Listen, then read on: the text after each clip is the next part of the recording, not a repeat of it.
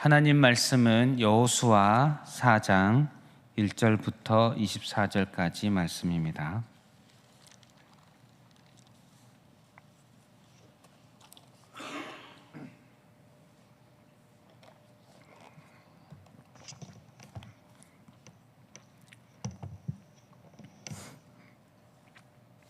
여호수아 4장 1절부터 24절 다 함께 봉독하겠습니다. 그 모든 백성이 요단을 건너가기를 마침에 여호와께서 여호수아에게 말씀하여 이르시되 백성의 각 지파에 한 사람씩 12사람을 택하고 그들에게 명령하여 이르기를 요단 가운데 제사장들의 발이 굳게 선 그곳에서 돌 12를 택하여 그것을 가져다가 오늘 밤 너희가 유숙할 그곳에 두게 하라 하시니라. 여호수아가 이스라엘 자손 중에서 각 지파에 한 사람씩 준비한 그 12사람을 불러 그들에게 이르되 요단 가운데로 들어가 너희 하나님 여호와의 궤 앞으로 가서 이스라엘 자손들의 지파 수대로 각기 돌 1개씩 가져다가 어깨에 매라. 이것이 너희 중에 표징이 되리라.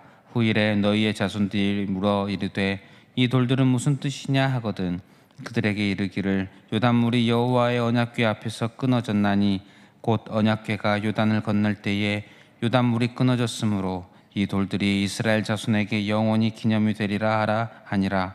이스라엘 자손들이 여호수아가 명령한 대로 행하되 여호와께서 여호수아에게 이르신 대로 이스라엘 자손들의 지파의 수를 따라 요단 가운데에서 돌 12를 택하여 자기들이 유숙할 곳으로 가져다가 거기에 두었더라. 여호수아가 또 요단 가운데 곧 언약궤를 맨 제사장들의 발이 선 곳에 돌 12를 세웠더니 오늘까지 거기에 있더라. 또 여호와께서 여호수아에게 명령하사 백성에게 말하게 하신 일 곧 모세가 여호수아에게 명령한 일이 다 마치기까지 궤를 맨 제사장들이 요단 가운데에 서 있고 백성은 속히 건넜으며 모든 백성이 건너기를 마친 후에 여호와의 궤와 제사장들이 백성의 목전에서 건넜으며 르우벤 자손과 갓 자손과 므낫세 반 지파는 모세가 그들에게 이른 것 같이 무장하고 이스라엘 자손들보다 앞서 건너갔으니 무장한 4만 명가량이 여호와 앞에서 건너가 싸우려고 여리고 평지에 이르니라. 그날에 여호와께서 모든 이스라엘의 목전에 여호수아를 크게 하심에 그가 생존한 날 동안에 백성이 그를 두려워하기를 모세를 두려워하던 것 같이 하였더라. 여호와께서 여호수아에게 말씀하여 이르시되 증거궤를 맨 제사장들에게 명령하여 요단에서 올라오게 하라 하신지라. 여호수아가 제사장들에게 명령하여 이르기를 요단에서 올라오라 하매 여호와의 언약궤를 맨 제사장들이 요단 가운데에서 나오며 그 발바닥으로 육지를 밟는 동시에 요단물이 본 곳으로 도로 흘러서 전과 같이 언덕에 넘쳤더라. 첫째 달 10일에 백성이 요단에서 올라와 여리고 동쪽 경계 길갈에 질침에 여호수아가 요단에서 가져온 그 12돌을 길갈에 세우고 이스라엘 자손들에게 말하여 이르되 후일에 너희의 자손들이 그들의 아버지에게 묻기를 이 돌들은 무슨 뜻이니까 하거든 너희는 너희의 자손들에게 알게 하여 이르기를 이스라엘이 마른 땅을 밟고 이 요단을 건넜음이라. 너희의 하나님 여호와께서 요단물을 너희 앞에서 마르게 하사 너희를 건너게 하신 것이 너희의 하나님 여호와께서 우리 앞에 홍해를 말리시고 우리를 건너게 하심과 같았나니 이는 땅의 모든 백성에게 여호와의 손이 강하신 것을 알게 하며 너희가 너희 하나님 여호와를 항상 경외하게 하려 하심이라 하라. 아멘. 앞서 3장에는 요단강을 건널 준비를 하고 요단강을 건너는 그런 장면이 나옵니다. 그리고 오늘 우리가 읽은 여호수아 4장에서는 요단강을 건너는 것이 완료되는 그런 장면을 좀 자세하게 보여주고 있습니다. 또한 특별히 12돌을 기념비로 세우는 그런 장면, 이 크게 두 가지를 살펴보도록 하겠습니다. 먼저 요단강을 건너는 과정에 있어서 끝부분에 마무리 부분을 자세하게 설명하고 있습니다. 앞서 요단강을 건너는 과정을 다시 정리해 보면 여호와의 언약궤를 맨 제사장들이 앞서갑니다. 그리고 2000규빗쯤 뒤에 이스라엘 백성들이 따라갑니다. 언약궤를 맨 제사장들의 발이 요단강 물을 밟으니 요단강 물이 끊어지고 바닥이 드러납니다. 언약궤를 맨 제사장들은 요단강 한가운데까지 가서 서고 모든 백성들은 그대로 요단강을 걸어서 건너갑니다. 그 장면이 3장에 나와 있습니다. 그리고 오늘 4장에는 이제 이 건너는 장면의 끝부분을 이야기합니다. 10절 중반부부터 보면 궤를 맨 제사장들이 요단 가운데에 서 있고 백성은 속히 건넜으며 모든 백성이 건너기를 마친 후에 여호와의 궤와 제사장들이 백성의 목전에서 건넜으며 말합니다. 모든 백성이 건너기를 마친 후에 백성들이 보는 앞에서 여호와의 궤와 제사장들이 이제 마지막으로 건넙니다.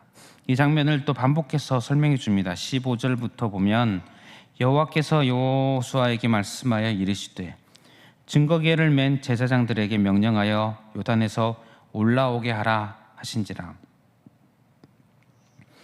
여호수아가 제사장들에게 명령하여 이르기를 요단에서 올라오라 하매 여호와의 언약궤를 맨 제사장들이 요단 가운데에서 나오며 그 발바닥으로 육지를 밟는 동시에 요단물이 본 곳으로 도로 흘러서 전과 같이 언덕에 넘쳤더라.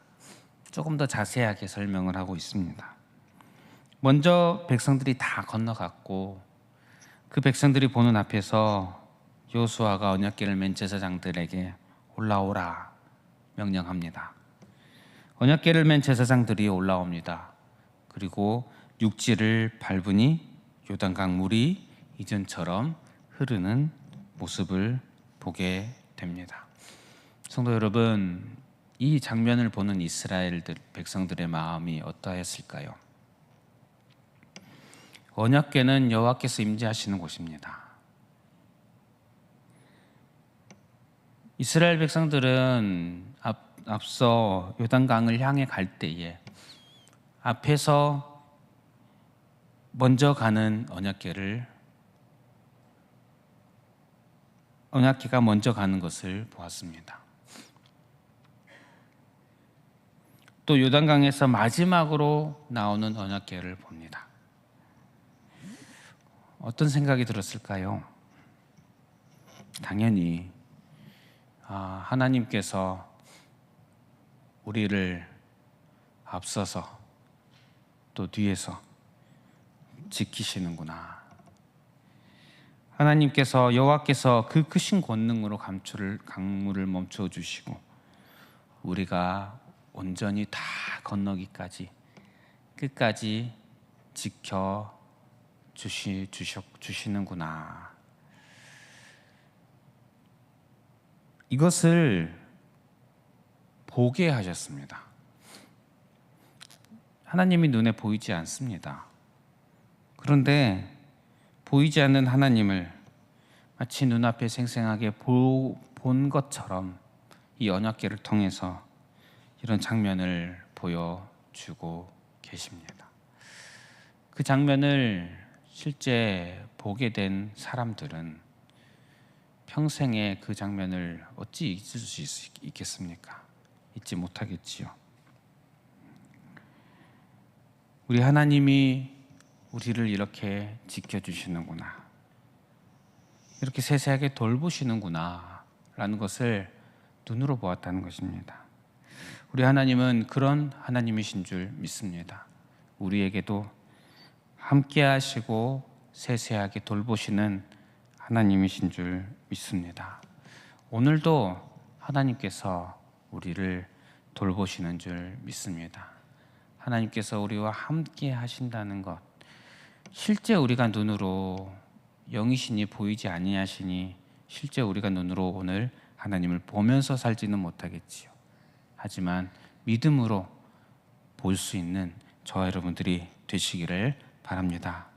또한 다음으로 요단강을 12도를 세우는 그런 장면이 본문에 나옵니다.